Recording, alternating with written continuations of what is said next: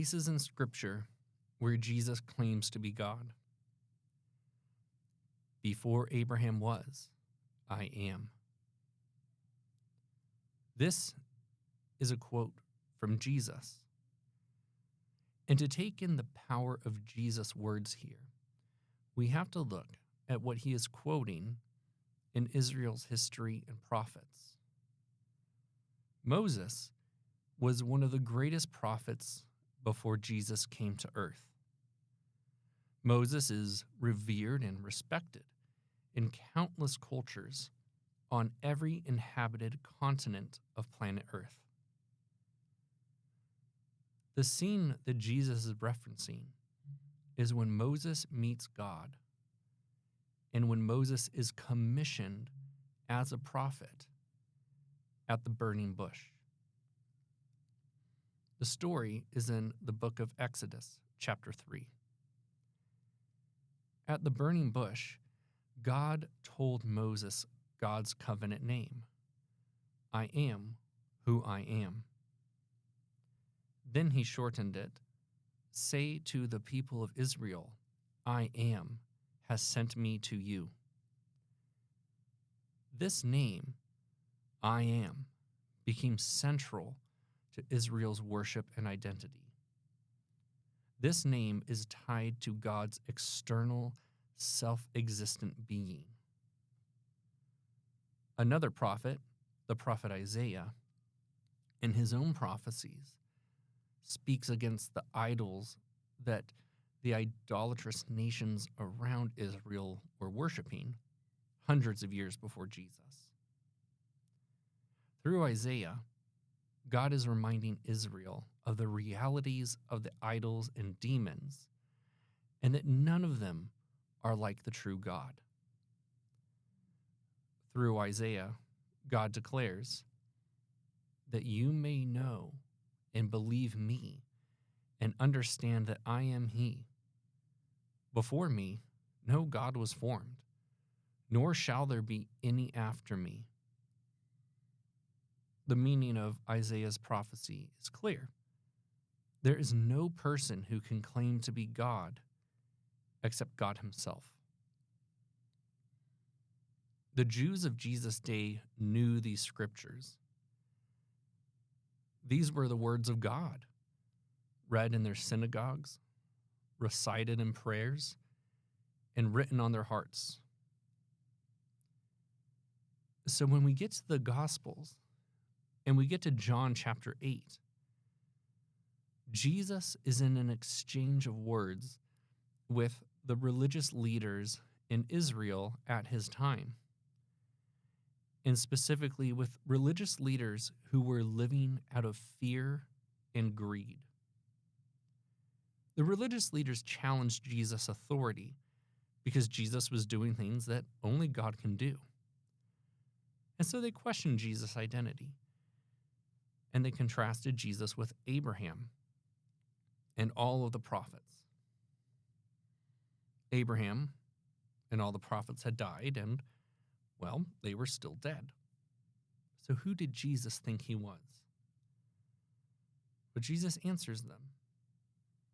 He says, before Abraham was, I am. And Jesus made two incredible claims with that statement. First, he claims that he existed before Abraham. Now, Abraham had died 2,000 years or more before Jesus spoke these words. And Jesus' claim that he existed before Abraham is only reasonable because of the second thing that Jesus is claiming. You see, second, Jesus uses the divine name, the same name that God revealed to Moses.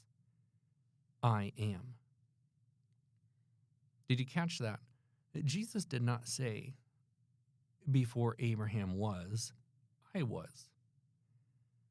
Jesus said, before Abraham was, I am.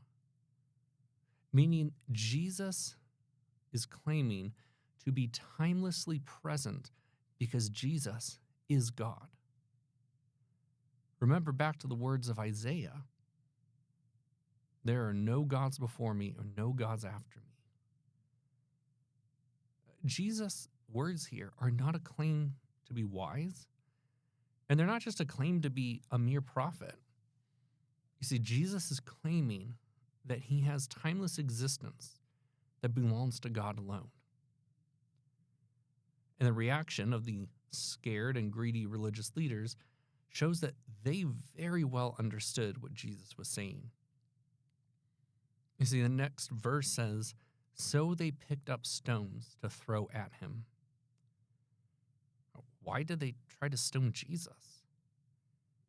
Well, it's because the law said in the law of Moses, quote, "Moreover, the one who blasphemes the name of the Lord must be put to death. All the congregation shall certainly stone him." Jesus was claiming to be God, and the religious leaders knew it. Blasphemy, claiming God's name for oneself, was punishable by death. So the audience did not misunderstand Jesus. They understood Jesus perfectly clearly. Jesus was claiming to be God. Now, some people might try to soften the claim of Jesus.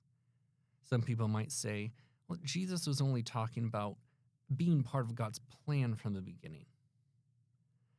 But that interpretation doesn't understand or explain, one, the grammar, I am instead of I was. Two, it doesn't understand or explain the Hebrew scripture echoes, the direct links to Exodus 3:14 and Isaiah 43:10.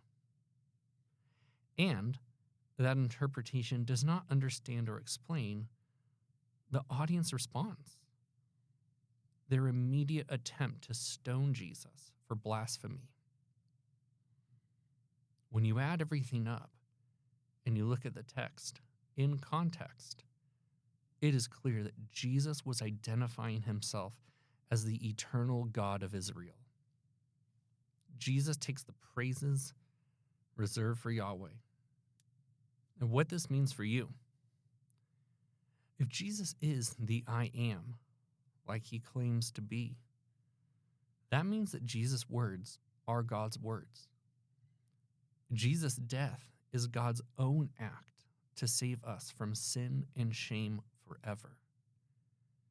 Jesus' resurrection is the Creator's victory over death and the cycle of sin and suffering in the world.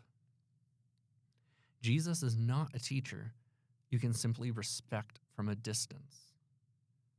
The I am has come near, and Jesus calls you to turn from all false gods and to trust in him and follow him.